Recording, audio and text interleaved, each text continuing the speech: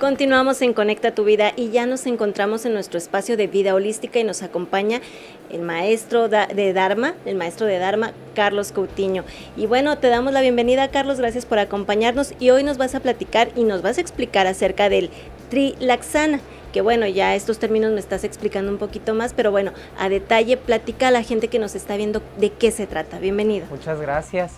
Pues Trilaksana es, digamos, una enseñanza que aporta Siddhartha Gautama, el Buda, acerca de la naturaleza de la realidad, tanto la realidad externa como que pasa afuera, como la realidad interna.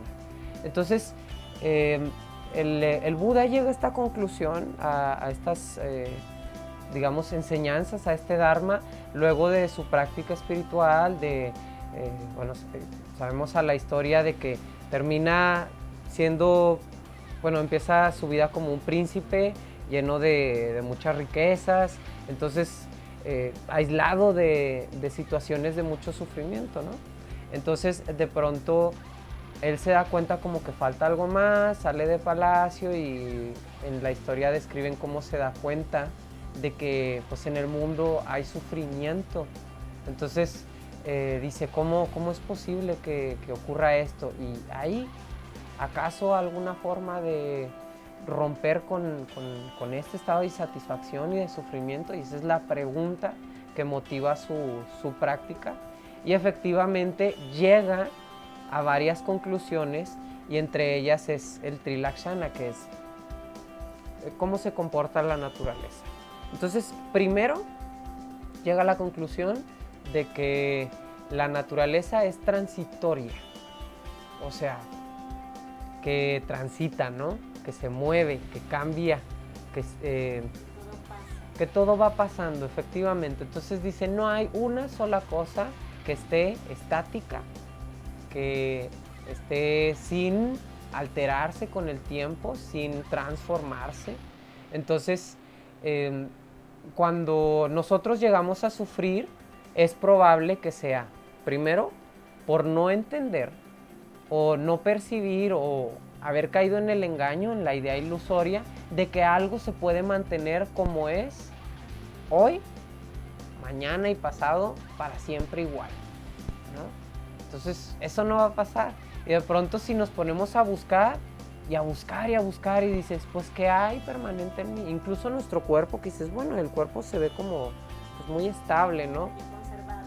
Medio, hay como que sí parece sólida, a diferencia de la emoción, que hoy en la mañana tengo una y en la tarde ya me cambió, ¿no? Entonces si dices, bueno, pero el cuerpo sí es sólido, pues híjole, pues dentro de unos 7 años, cualquier célula en el cuerpo que tengamos ya se regeneró, ya murieron todas las células y tenemos todas las células nuevas, después de 7 años, ¿no?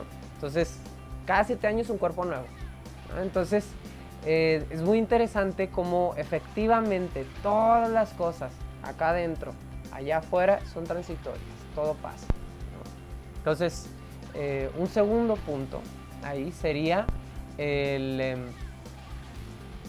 bueno, si ya estabas hablando de la transitoriedad y luego es la insustancialidad, efectivamente.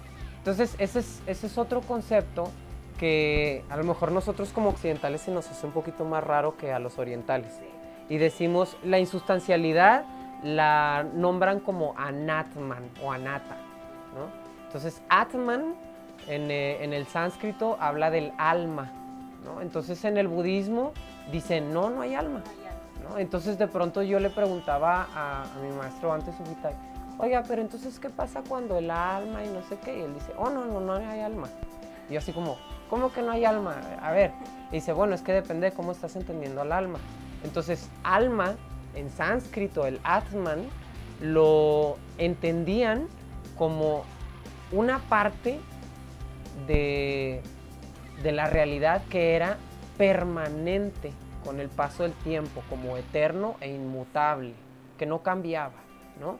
Entonces, mientras que el hinduismo, que hablaba del Atman, decía que el mundo, pues, o bueno, la realidad es como un aguacate, ¿no? Así como que nosotros tenemos la envoltura y tenemos la semilla, eso que no cambia y que no se altera nunca, ¿no? Y entonces llega el Buda y pues incluso lo tachaban de hereje y le decían, oye, pues, ¿qué estás diciendo? Porque él decía, anatman, no yo, no hay un alma, o sea, no hay esa semillita adentro del aguacate, sino más bien es como una alcachofa, ¿no? Y él de pronto lo describió con una leyenda de una carreta. Y él decía, tú tienes una carreta, y a la carreta a lo mejor pues le quitas las llantas, y dices, bueno, es una carreta sin llantas. Luego que pasa, le quitas el eje, luego le quitas la base, el yugo con el que lo amarras a los bueyes, o yo qué sé, lo vas desarmando y finalmente la carreta, ¿dónde quedó? En ningún lado, o sea, es un agregado. Entonces, cuando hablaba del yo, de nosotros, estaba hablando de que somos un agregado de circunstancias, ¿no? Para empezar, somos un agregado mitad mamá, mitad papá biológicamente. Y nuestras generaciones y así, anteceden. Y no solo es biológico, es también de muchas cuestiones emocionales, somos presa de cuestiones culturales, de idioma. Entonces todo eso como que nos va formando. Y de pronto no nos damos cuenta que diga a lo mejor alguien, no, pues es que a mí me gustan las rubias, los rubios. Y dices, ¿sí te gustan de verdad? ¿O quién te heredó eso? ¿O de dónde sacaste ese gusto? O sea, como todas esas cosas que pensamos que nos definen, en realidad pues son aprendidos o son parte de un agregado, son una capa más a la cebollita que le vamos poniendo, ¿no? Entonces, de pronto, cuando hablamos de ego, de lo que decíamos así, ¿qué es ego? No necesariamente como orgullo, como decir, ay, esa persona es bien egocéntrica, o sea, como que orgullosa o como que petulante, así, sangrona, ¿no? No es necesariamente eso, ¿no? Como el ego tiene que ver con definir lo que somos, con congelar algo que en realidad se está moviendo todo el tiempo. Es como alguien que me diga, es que yo soy bien enojón o bien enojona. Y finalmente le digo, oye, pues, ¿a poco estás enojado absolutamente todo el tiempo? ¿Verdad que no? O sea, ¿hay algún momento en el que estés feliz o yo qué sé? Entonces, al final de cuentas, no hay nada en nosotros que sea como estático. Entonces, entender eso nos da flexibilidad y nos permite movernos y transformarnos de acuerdo a la situación. Pues, ser flexibles o inteligentes, pues, o sea, esa es la inteligencia. Ser flexibles y adaptarnos al momento. Es muy interesante todo lo que platicas, Carlos, porque sí, en realidad somos toda una cuestión de aprendizaje, ¿no? Inclusive hasta para educar a nuestras hijas e hijos estamos retransmitiendo luego los castigos que nos ponían o ciertas reglas en casa, pero porque lo venimos aprendiendo de generación en generación. Pero nos queda muy poco tiempo, Carlos. Nos hablabas, bueno, el Trilakshana, la naturaleza de la realidad, de cómo se va formando. ¿Hay algún otro elemento que le integre, que nos esté faltando en esta charla? Sí, bueno, de hecho el último punto, y fue de hecho la razón por la que el Buda va en su búsqueda espiritual, es dukkha. Dukkha es un poquito difícil de traducirla. Cuando recién fue llegando el budismo a Occidente, la decían como sufrimiento. Pero pronto entendemos sufrimiento como que te desgarras la ropa, ¿no? De dolor. Ajá, bien así el drama. Pero a veces no ocurre eso, incluso cuando estamos en emociones como de felicidad o así, hay dukkha, ¿no? Entonces dukkha significa, si lo tradujéramos un poquito más preciso, como insatisfacción. O sea, que si nosotros buscamos la felicidad permanente o duradera en algo que ya vimos que es transitorio, que está cambiando todo el tiempo, pues no, es imposible.